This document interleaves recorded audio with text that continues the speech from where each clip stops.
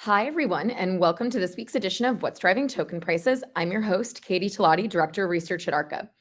For those joining us for the first time, I'm responsible for identifying and analyzing digital asset and blockchain opportunities for Arca's funds.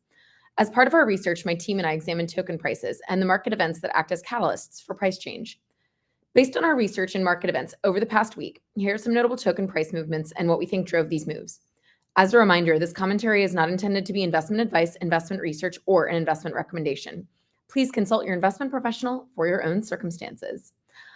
Okay, guys, it's been a bit quieter this week. Although I guess the main news that most people have probably been watching is that the Solana blockchain went down yesterday for several hours.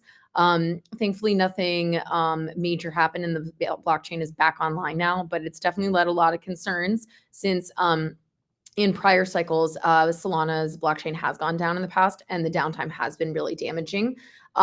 So yeah, definitely a bit of a problem. Hopefully we'll see that kind of fixed in the, near future.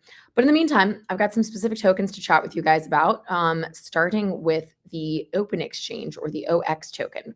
So last week, OpenX, the exchange started by the founders of Three Arrows Capital, Kyle Davies and Suzu, abruptly announced that they'd be shutting down. Users were advised to close all their positions by today, February 7th, and withdraw all assets by February 14th. So just for quick backup, if people are not familiar with OpenX and Three Arrows Capital, but in mid-2022, Three Arrows Capital, which is a hedge fund, blew up, and they caused basically a ton of strain on the crypto markets as they unwound all of their different positions. The founders have also been accused of kind of mishandling client assets while running Three Arrows Capital, and Suzu was even arrested in Singapore last September for failing to cooperate with the bankruptcy proceedings. I believe also that Kyle Davies has been subpoenaed multiple times by U.S. courts and has not responded to them. So definitely had a bit of hair on it. So a lot of people were kind of like, what are you doing when they opened an exchange less than a year ago, last April? The exchange, by the way, is specifically for bankruptcy claims to be traded on. The exchange launched less than a year ago. It hasn't seen a ton of traction, but already received pretty early on multiple cease and desist letters, even from Dubai's crypto regulator. The token has its own exchange, OX, and it is actually up 6.2% despite this wind down news.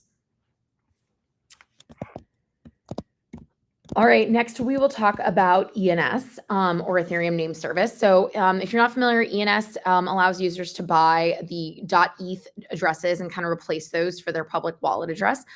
They announced a pretty big partnership with GoDaddy this past Monday. The partnership basically allows users to link their Ethereum address to web domains for free, as long as the user owns both of those domains. So for example, you could register a web domain with that ENS address, and it would allow a user to send ETH to Amazon.com instead of figuring out what is Amazon's public wallet address.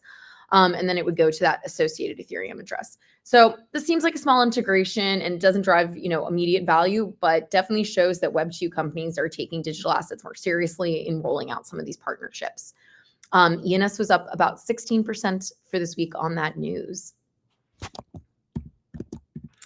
All right, let's talk about Dimension. So Dimension is very new. You've not heard me talk about it because it just launched. So Dimension is a roll-up as a service provider. They airdropped their token yesterday morning along with launching the mainnet of their product.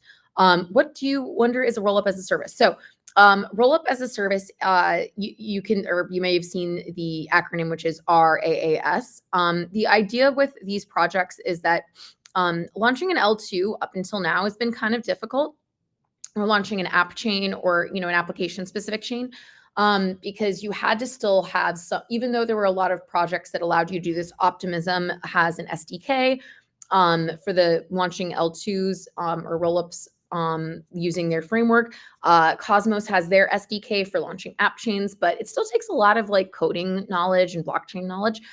Dimension really tries to make this plug and play, at least for the Cosmos ecosystem. So instead of somebody having to go in and code all this stuff, create a block explorer, Dimension basically gives you the tools all from the get-go. So you just have to pay to launch the rollup. but you can easily create your own rollup. You can, it creates a block explorer for you. You can create tokens and NFTs. It's very simplistic. So the idea being that this could actually really help with mainstream adoption and hopefully create more applications, not just infrastructure. So very cool idea. Unfortunately, their launch had a bit of a rocky start. The mainnet was unable to reach consensus at the start due to a bad validator. In addition, it appears that Dimension's connection to other blockchains through IBC, which is Cosmos's messaging system, was not functioning properly, and therefore many users were unable to bridge their assets off the chain, either to a DEX or centralized exchange. Finally, one of the validators currently has about 35% of tokens delegated to it, which raised criticism that the network is not properly decentralized, with one group holding an outsized amount of power. So a lot of bumps from the start. The team has been tweeting that, things are fine. We're going to go on ahead with it. But the token DYM is it's up 50% since launch. So clearly the market likes something there. All right, last up, we're going to talk about STRD. So STRD is the Cosmos Liquid Staking Protocol. They announced last week that they have raised $4 million in a strategic round. The investors included One Confirmation, Modular Capital, Chorus One, Road Capital, as well as a handful of angel investors. The raise announcement comes after the recent launch of Staked TIA, which is a liquid staking token for Celestia, and that has already gained $29 million in TVL. Pretty impressive.